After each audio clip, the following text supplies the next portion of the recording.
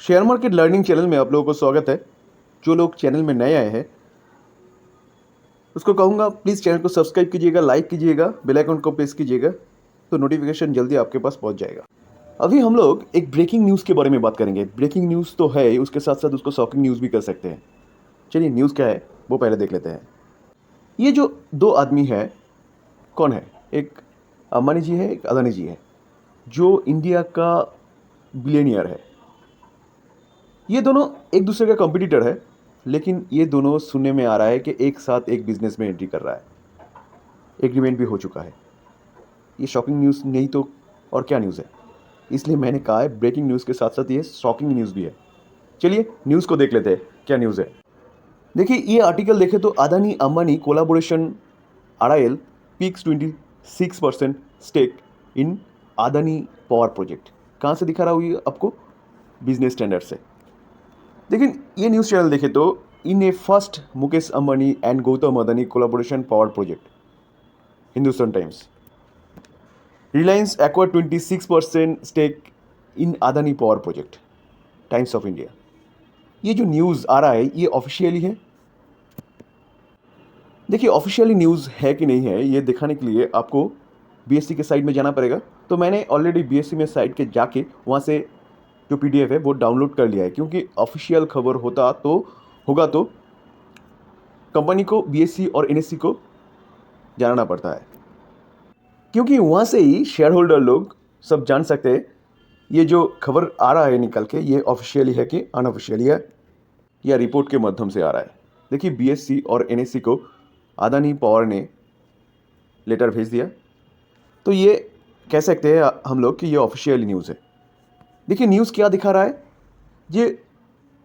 We would like to inform that MEL Mohan energy limited wholly owned subsidiary Adani power limited. तो Adani power का होल्ली owned subsidiary है MEL। उसके बाद देखिए ये has enter 20 years long term power purchase agreement. कितने? For 500 megawatt Reliance industry limited under electricity rules 2005। तो ये जो खबर आ रहा है ये ऑफिशियली है। इस कंपनी का अर्थात MEL जो कंपनी है इसका अभी कैपेसिटी 600 मेगावाट है, जो ये लोग अपकमिंग टाइम में 2800 मेगावाट करने जा रहा है। तो RIL 26% ownership stake in captive unit proportion of total capacity power plant. ये जो पावर प्लांट है इसका 26% ओनरशिप RIL के पास जा रहा है। तो RIL 5 crore equity share buy करने जा रहा है MEL का। खर्चा कितना होगा? 50 करोड़। देखिए ये जो एग्रीमेंट हुआ है ये साइन हुआ है 27 मार्च 2024 7 PM को। तो ये ऑफिशियल न्यूज़ है, ये एक ब्रेकिंग न्यूज़ है, शॉकिंग न्यूज़ है। दोनों दिग्गज कंपनी जो अदानी और अंबानी है एक साथ काम कर रहा है। ये शुरुआत है। आप सोच सकते हो कि आने वाले टाइम में इतने ऐसा बहुत सारे एग्रीमेंट हो सकता है दोनों कंपनी के अंदर जो पहले एक दूसरे का कंपटीटर था। ये जो एग्रीमेंट हुआ है इसके तहत किस कंपनी को ज़्यादा फायदा मिलेगा? अदानी पावर को ज़्यादा फायदा मिलेगा। तो ये कंपनी को आप रडार में रख सकते हो। देखिए 28 मार्च को 3% कंपनी ने अपसाइड मूवमेंट दिखाया। एक साल का रिटर्न देखें तो देखिए एक साल में कंपनी ने 191% रिटर्न दिया है, 5 साल में 1000 रिटर्न दिया है। ये जो कंपनी है ना ये पावर सेगमेंट में काम करता है और अभी रिन्यूअल सेगमेंट में काम कर रहा है। One of the best player है अदानी पावर रिन्यूअल सेगमेंट में। इस कंपनी का रिजर्व देखो तो देखिए 10,000 इसका रिजर्व है, लेकिन इसका बोरोइंग जो है ना लॉन्ग टर्म बोरोइंग दिखा रहा है वो 24,000 है। तो रिजर्व से ज़्यादा है लॉन्ग टर्म बोरोइंग, जो सोचने की बात है। क्यों? क्योंकि देखिए अदानी ग्रुप के जितने सारे कंपनीज हैं ना इस सब कंपनी के पास बोरोइंग ज़्यादा है। ये एक दिक्कत वाली बात है इस ग्रुप का कंपनी के साथ। नहीं तो कंपनी बिजनेस ठीक ठाक से कर रहा है, अच्छा कर रहा है। जो बोरो ले रहा है वो बिजनेस में लगा रहा है। ठीक है, तो ये कंपनी खरीदने के टाइम इस चीज़ को आप दिमाग में रखिएगा। शॉर्ट टर्म बोरोइंग है 7,800। तो ये शॉर्ट टर्म बोरोइंग जो होता है ना, वो फ्लैक्चुएट मैनर में रहता है, ये लेके इतना ज़्यादा सोचने का नहीं है। कंपनी के पास कितना कैश है? 1,692 करोड़ कंपनी के पास कैश भी है। कंपनी का 5 साल का रेवेन्यू जो है वो देखे तो देखिए 3,400, ये 2019 का है। उसके बाद 2020, 2021, 2020 में 1,900 कम हो गया। उसके बाद 581 रेवेन्यू अर्न किया है।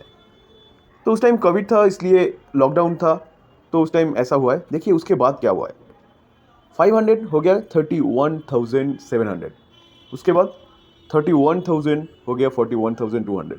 तो कंपनी जो है बिज़नेस अच्छा कर रहा है, इसलिए उसका रेवेन्यू इतना ज़्यादा बड़ा है। कंपनी का प्रॉफिट देखे तो देखिए 5 साल पहले कंपनी जो था वो लॉस मेकिंग कंपनी था, 225 में लॉस में था। उसके बाद 1,300 करोड़ लॉस में था। उसके बाद 500 करोड़ लॉस में था। देखिए उसके बाद 2022 में 6,700 प्रॉफिट में आया है। उसके बाद 7,300 प्रॉफिट में आया है। तो कंपनी का बिजनेस चेंज हो गया, इसलिए कंपनी का रेवेन्यू जो है वो बढ़ रहा है और कंपनी का जो प्रॉफिट है वो भी बढ़ रहा है। तो ये जो रिन्यूएबल सेगमेंट चल रहा है ना, इसका अभी शुरुआत है। जितने सारे कंपनी रिन्यूएबल सेगमेंट में काम कर रहा है, बिजनेस को एक्सपेंड करने के लिए लोन तो ले रहा है। तो ये भी बात आप दिमाग में रख सकते हो, जो कंपनी जो लोन ले रहा है वो कंपनी अपने बिजनेस के लिए ले रहा है और बिजनेस अच्छी तरह से कर रहा है, इसलिए कंपनी का जो रेवेन्यू वो भी इतना बड़ा है और प्रॉफिट भी इतना बड़ा है। शेयर होल्डिंग पैटर्न देखे तो देखिए दिसंबर 2023 प्रोमोटर के पास 71.8% स्टेक है। उसके साथ साथ आपको ये भी देखना पड़ेगा, इतना 71,008% स्टेक है, प्लेजिंग है कितना 15.85,000। पहले प्लेजिंग था ज़्यादा, कंपनी ने जो प्लेजिंग वो कम किया है। तो एफआईएस के पास कितना है 15.9%। डीआईएस के पास 1.2%, पहले डीआईएस नहीं था, अभी डीआईएस के पास 1.2% स्टेक है। और पब्लिक जो है उसके पास 11.2% है, जो कम हो रहा है। ये एक अच्छा साइन है, पब्लिक के पास कम हो रहा है और एफआईएस डीआईएस के पास ज़्यादा हो रहा है। देखिए एफआईएस पहले 12 था, उसके बाद 17.5 हुआ, उसके बाद अभी 15.9। देखिए म्यूचुअल फंड के पास पहले म्यूचुअल फंड नहीं था, अभी 14 म्यूचुअल फंड है, उसके पास 1.17% स्टेक है। फॉरेन इंस्टीट्यूशन का देखें तो देखिए 12.60% स्टेक है, 351 स्टेक फॉरेन इंस्टीट्यूशन के पास है। गोल्डमैन सच के पास 2.84% स्टेक है, गोल्डमैन सच के पास, ठीक है। जीक्यूजी पार्टनर जो है उसके पास क्या है 1.33% स्टेक है। तो इतना स्टेक लेके बैठा हुआ है क्यों फॉरेन इंस्टीट्यूशन इन्वेस्टर? कंपनी के पास दम है, अच्छा बिजनेस कर रहा है, अच्छा ग्रो कर रहा है, इसलिए इतने सारे स्टेक लेके बैठा हुआ है फॉरेन इंस्टीट्यूशन इन्वेस्टर। तो सर एक बड़ा न्यूज़ आ रहा था जिसको लेके बात किया है, ये न्यूज़ ऑफिशियल है कि अनऑफिशियल है। उसके बाद किस कंपनी को फ़ायदा होगा वो भी लेके बात किया है। देखिए इसको बाय रिकमेंडेशन मत लेना, क्योंकि मैं सेबी रजिस्टर्ड पर्सन नहीं हूँ, तो इसको बाय रिकमेंडेशन एकदम से नहीं लेना है। इसको ये जो आलोचना हमने किया है ना, इसको आप स्टडी पर्पस लीजिए, लर्निंग कीजिए, उसके बाद ये कंपनी बाय करेंगे सेल करेंगे, पूरी अपना डिसीजन होगा। आप अपने फाइनेंशियल जो एडवाइज़र है उसके साथ बात कर सकते हैं। ये आलोचना इतना ही। अच्छा लगे तो प्लीज़ चैनल को सब्सक्राइब कीजिएगा, एक लाइक कीजिएगा, शेयर कीजिएगा, बेल आइकन को प्रेस कीजिएगा। Thank you.